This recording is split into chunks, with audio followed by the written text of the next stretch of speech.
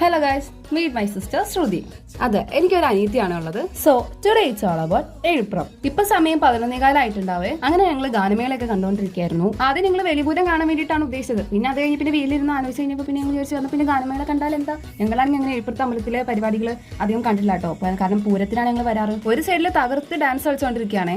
ഞങ്ങൾ കസിൻസ് മാത്രമാണ് ഈ രാത്രി വന്നത്. വെളിപൂരം കാണാൻ വന്ന് ഞങ്ങൾ അത് കാണാണ്ട് ബാക്കിയെല്ലാം കണ്ടിട്ട് പോയിട്ടോ. അത് അങ്ങനെ തന്നെയാണ്. നമ്മൾ എന്ത് കാര്യം ഉദ്ദേശിച്ച് പോയോ അത് നടക്കാണ്ട് ബാക്കി എല്ലാ കാര്യങ്ങളും നടക്കും. ഒരു സൈഡിൽ ഗാനമേള തകർത്തെടുക്കുമ്പോൾ മറ്റു സൈഡിൽ നമുക്ക് ഇത് ഓണത്തിനിടയ്ക്ക് പുട്ട് കച്ചവടം, നമുക്ക് ഫുഡാണ് മസ്റ്റ്. അങ്ങനെ ഞങ്ങൾ ഫുഡ് സ്റ്റാളിലേക്ക് പോയേ. ഇപ്പൊ നിങ്ങൾ വിചാരിക്കേണ്ട, ഞങ്ങൾ പിന്നെ അത്യാവശ്യം നല്ല ബഡ്ജറ്റിലാണ് എടുത്തേക്കുന്നത്. എവിടെ 100 രൂപ കൊണ്ടാണ് ഞങ്ങൾ വന്നേക്കുന്നത്. ആദ്യത്തെ 100 രൂപ കൂടെ എക്സ്ട്രാ എടുത്തിട്ടുണ്ടെന്നാണ് ഞാൻ കേട്ടത്. അപ്പൊ പിന്നെന്താ, ലാവശ്യല്ലേ. അങ്ങനെ ഞങ്ങൾ പാനിപ്പൂരി കഴിക്കാൻ പോയേ.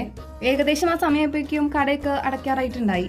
പിന്നെ ഞങ്ങളുടെ കൂടെ ഒരു കസിനും കൂടി ഉണ്ട്. ആളിപ്പോ ഹോസ്റ്റലിലാണ്, അതുകൊണ്ട് ആൾക്ക് വരാൻ പറ്റിയില്ലേ. എന്നാലെന്താ, ഞങ്ങൾ വീഡിയോ കോൾ വിളിച്ചിട്ടുണ്ടായി.